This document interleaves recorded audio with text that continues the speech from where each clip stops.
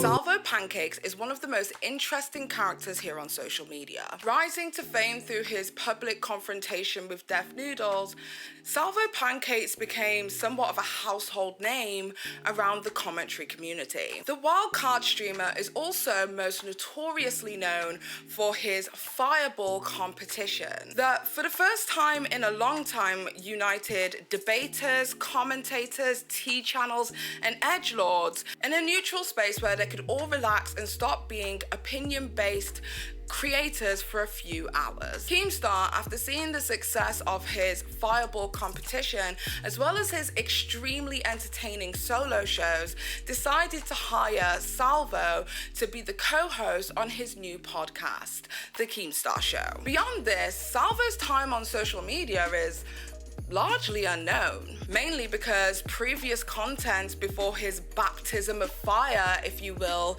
into the commentary community have been privatized. However, like many people, I had the question of, who is Salvo Pancakes? And how did a guy with only 8,000 subscribers capture the attention of an entire community, as well as make numerous different enemies? Is he an innocent party who creates content in the name of comedy? Or is he a troll whose antagonistic content farming is harmful and largely overlooked by a community that is terrified of him? So join me as we discuss Salvo Pancakes, the forgotten YouTuber. But first, a word from today's sponsor. This video was proudly sponsored by Established Titles. Listen guys, I don't know whether you knew this already, but your girl Paige, she is a lady, okay? A lady with a capital L. You better put some respect on my name. Do you understand me? Talk to me nice. Talk to me nice. Okay? Established Titles is a fun and novel way to preserve the natural woodlands of Scotland while helping global reforestation efforts. It is a project based on a historic Scottish custom where landowners are referred to as lairds, lords, and ladies in English. If you actually didn't know this about me, my last name is Scottish, Christie. I am from the clan of Christie in Scotland, okay? Do your research. I did originally ask them if they would give me the title of bad bitch, but they said no, but I guess lady will suffice. So when Established Titles actually reached out to me and told me that not only could I own a plot of land in Scotland, but I could also become a lady, I snapped that up immediately. The title pack gives you at least 1 square foot of dedicated land with a unique plot number on a private estate in Edelston, Scotland, and an official certificate with a crest. They plant trees with every order and work with global charities. 1 tree planted and trees for the future to support global reforestation efforts. You could officially use the title of Lord, Lady, or Laird on your credit card, your plane tickets, and even your dating profile. It's a really good conversational piece, and it's a great last-minute gift. The first 200 people purchasing a title pack using my link will effectively be next to my plot, literally within a few minutes of walking distance from where my plot resides. So we could literally create our very own Christie kingdom. Just think of it. Thank you to Established Titles for sponsoring today's video, and don't forget to go to establishedtitles.com/PaigeChristie to shop their Black Friday sale and get an additional 10% off if you use my code PaigeChristie, and that will greatly help my channel if you do. So if you want to be a lord or a lady just like me, you know exactly what to do. Thank you once again to Established Titles for sponsoring today's video, and let's get straight into the video.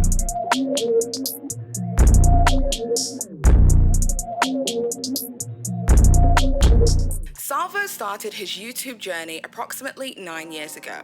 He has another channel called The Life of Sal, which was literally videos of him and his friends from his teen years. The reason that this is so interesting to me is because within our age range of YouTube, you know, the late 20s to 30-somethings of YouTube, a lot of us just kind of happenstanced into becoming social media influencers, if you will. Like, for instance, Keemstar was, you know, shouting at people on Xbox Live live, uploaded it, and then he made a career from it. Phil DeFranco was just filming himself talking in his bedroom and made a career out of it. PewDiePie was just playing games on the internet and happened to make a career out of it. It's only in more recent years with the younger generations are people actually going out of their way to become influencers as a job. But in the case of Salvo Pancakes, this has always been what he's wanted to do. It seems as if Salvo had been trying to get his quote-unquote viral moment for several years now. Around this time, Salvo would also appear in the Paul's Brothers videos, Jake Paul and Logan Paul. He was actually involved in a video with the Paul's Brothers on a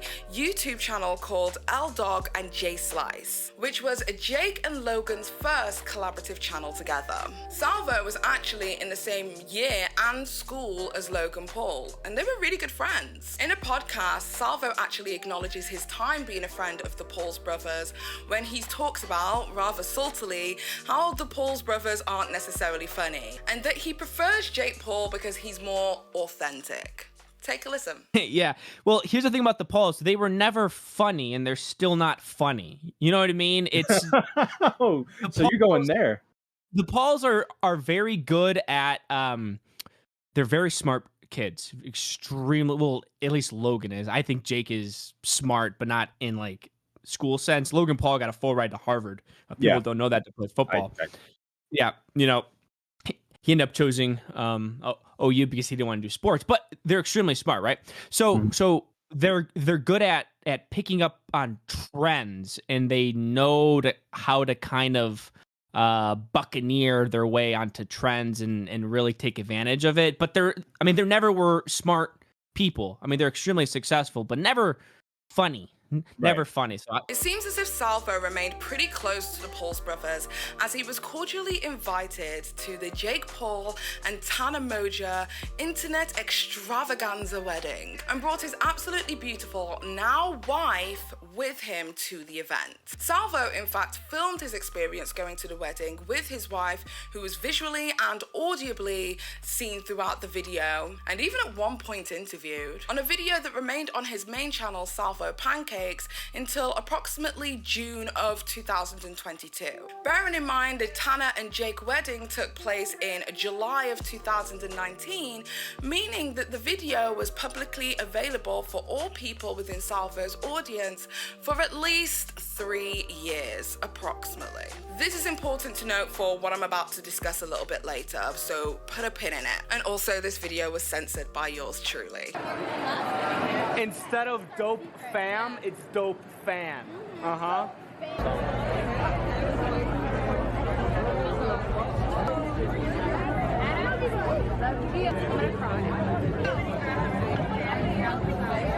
Alright, wait. What's wrong? I wanted to take my shoes off, but you wouldn't let me because there was glass everywhere. What you want to get? I was trying to have a lawsuit. Now, I have a little bit of a conspiracy when it pertains to these videos, because it seems to me like Salvo's persona seems to have changed drastically within the past year. Because looking over and reviewing some of Salvo's older content, he seemed like a very neutral, level-headed commentator. Is this your number? Ross Creation goes, yes, yes, yes, go, go, go, shoos her away because he knows that they're underage and doesn't want the rest of her friend group to find out. That's what I got of that. Go, go, go, shh, shh, shh, shh, shh, shh. Okay. And only shifted into what I'm about to dub as the persona within the past year. You see what happens when Diorio gets on any sort of podcast when I'm on? It turns against me! No, you were saying... Case in point! Diorio comes on and immediately the fucking optics changes. Salvo's the bad guy. No, listen, guys, read between the lines. It's happening. After reviewing Salvo's content, I began to notice that when he wasn't in character, like when he was in the Now Recording podcast, that his demeanor would change.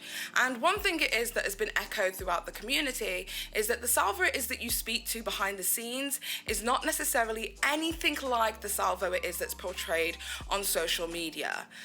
That's just an anecdotal thing. So take that as you will, but I guess this section was just the law.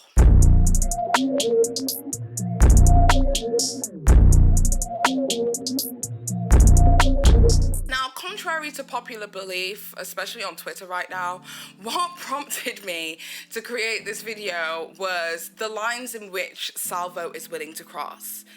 If you aren't aware, and there are some commentators who can vouch for this, I've actually been working on doing a video on Salvo pancakes for a while now. I've been around the internet for several years now, and I've been doing YouTube as my job for around 6, almost 7 years at this point. God.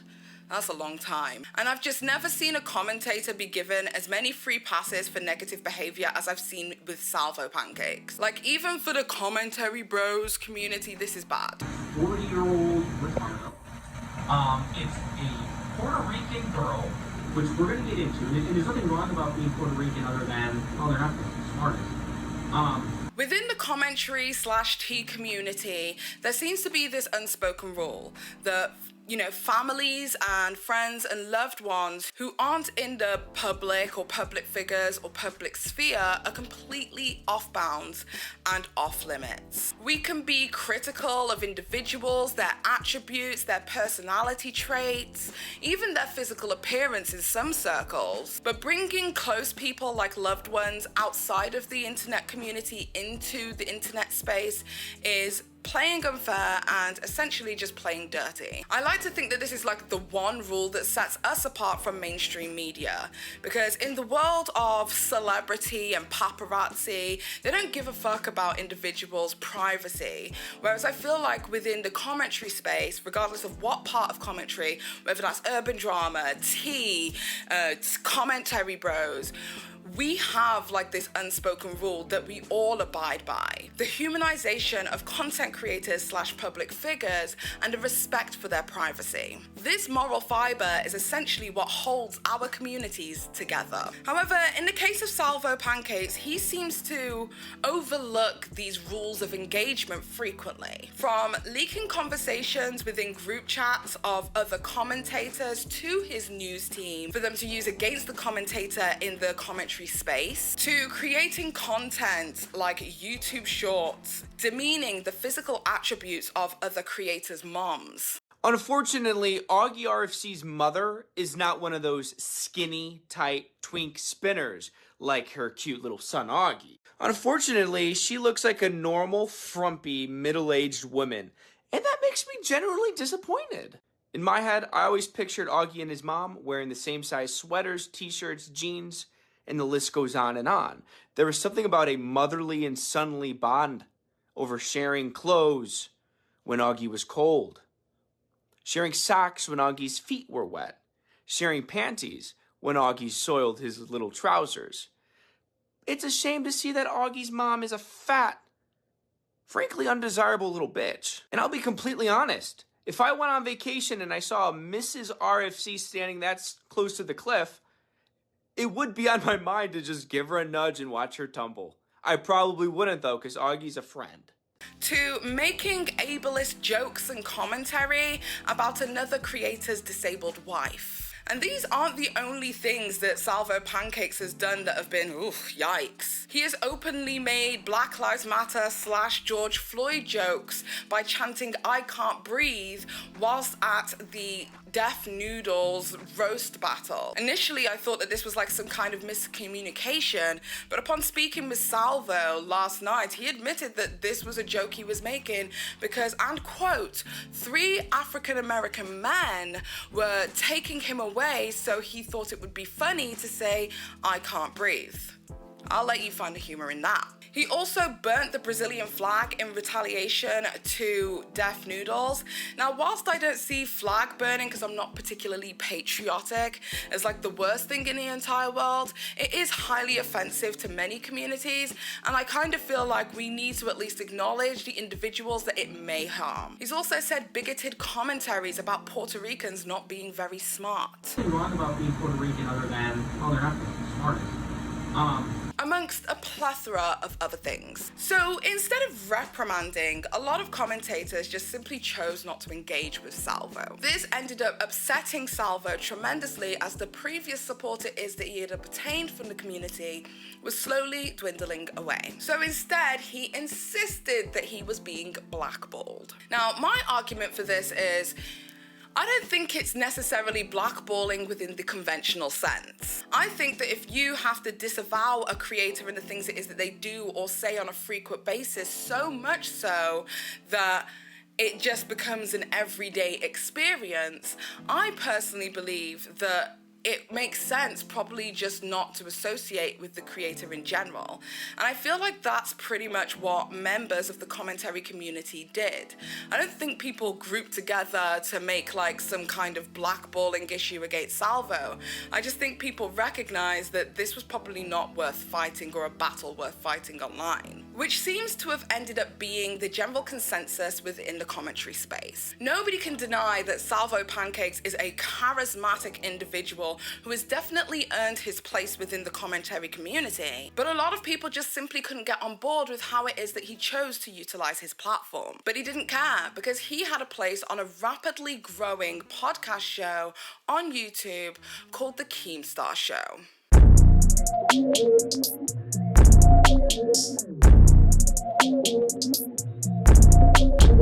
Salvo's mantra of private figures are fair game if they are made public by public figures has been widely criticized all across the internet, except inside of his own fan base. For me, that felt a little bit like a step too far.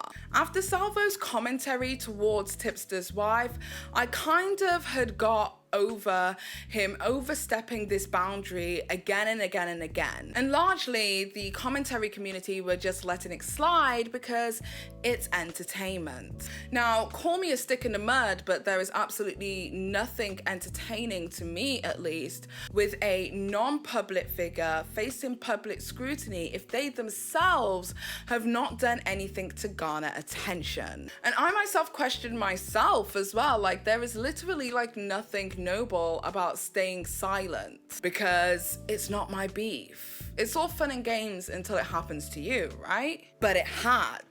See, for me, my full dox has been on the internet from the moment I stepped into the internet sphere. My mom, my brother, my in-laws, my husband, everybody has been doxed on some social media forum. Because in total honesty, if you think the orbiters around the commentary bro community is crazy, let me introduce you to the T community. So I personally am at a point where I kind of just feel somewhat desensitized. Like there's nothing left to expose. My house is out there.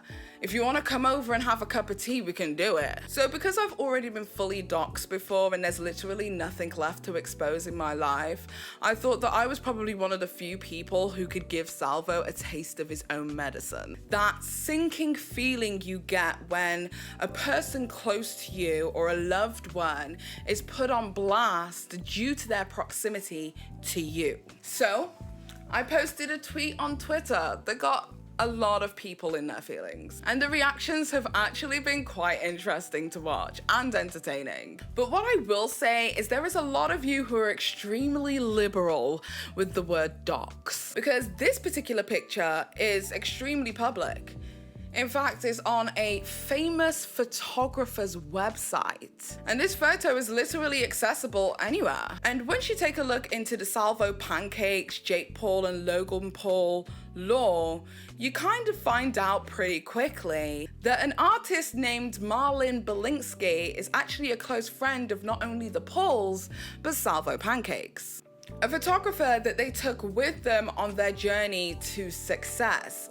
In fact, I actually ended up finding this not even like through Salvo in any parameters, as Marlin Belinsky has been tagged by the Paul brothers on numerous occasions for photographing some of their pay-per-view fights. Belinsky is a famous photographer. He has photographed musicians, celebrities, and literally in between the photograph of Salvo Pancakes and his significant other is a photo of FaZe Banks and Josh Whittaker. We also have to remember that Salvo Pancakes had his wife on his own main channel up until very recently. We're talking like June. So as far as I'm concerned, I think that I was quite gracious to extend a heart emoji over his significant other's face. This was a level of grace that wasn't given to other individuals such as Augie's mother. Okay, so let's take this further. One of Salvo's social medias that he links on public profiles, when you click the YouTube icon, it links directly to his wife's YouTube channel that shows her full name. If you were to take that name and put it into a Google search, you find a Pinterest where your wife and your sister are sharing ideas for the pending wedding ahead. People are going on like I'm some kind of criminal mastermind, but this is Salvo's social medias. And let's not even get into the fact that Salvo started posting his own telephone number to his audience publicly in chats so that the fans could contact him whenever he wants. This is you. This is your negligence. And a cautionary tale of why you shouldn't throw stones in a big ass glass house. My intent was never to maliciously ruin Salvo's life. I don't have that kind of power. But to allow him to feel and understand that sinking feeling that we have all had as creators when your personal life and the individuals in it are up for discussion. It's not nice. And I 100% agree that family is off limits. And under any other circumstances, I would never have taken it there. But everybody seems to extend this certain grace towards Salvo Pancakes, a grace of which he has never extended to anyone. However, I am willing to talk to you about your internet safety because it's clear that you have absolutely no idea what you're doing. So whether you disagree with me because I took a low blow or disavow because I, rolled in mud with the pigs, so to speak, oink oink, I will admit entirely that I have played unfair. But I ask you the question, has Salvo ever played fair with anyone?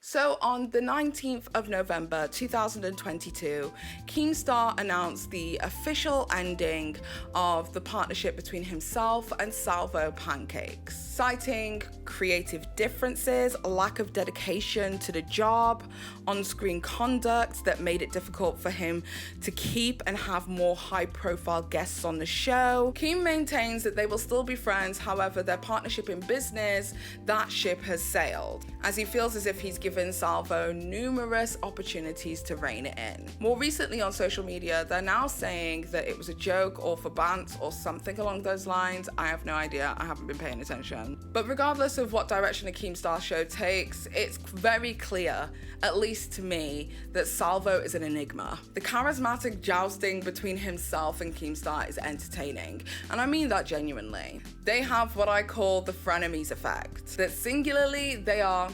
okay, but together they have something special. And I have no doubt that regardless of what direction Salvo decides to go in, that there is a place for him here on the internet. I just hope that he tones it down for his own success, because I'd hate for this to be another situation on social media, especially where people just move on without Salvo. When I do think, and this is genuine and objective regardless of my personal feelings, that he is a fundamental cog of what makes that show interesting. So Salvo, the forgotten YouTuber, did people leave him behind or did they just simply outgrow him? In a world where the Discord is filled with L's and W's and bass and slurs, attacking people's appearances and disabilities as a means of dialogue, I can safely say that I have. Okay, hopefully you guys enjoyed this video. I know this is going to be a really polarizing topic. I know that people are just going to be upset with me in the comment section. I'm probably just going to let y'all have at it. For me personally, this is less about Salvo Pancakes and more so about how so many people within the community seems to be absolutely terrified of this guy. And nobody's truly willing to go toe to toe with somebody because they're scared of what's going to happen to them, which is a valid concern. A concern it is that I don't have. I also want to say a massive thank you to my Patreons, my members, as well as my Twitch family. Thank y'all for holding me down and all that good stuff. I know for a fact that you guys, you knew, you saw through the fucking bullshit. And that's why I fuck with you guys a long way. So with that being said, I hope you guys have an amazing day or evening, whatever the hell it is you're doing. And until next time, you badass bitches, it's been Paige. Peace out. Bye. Bye.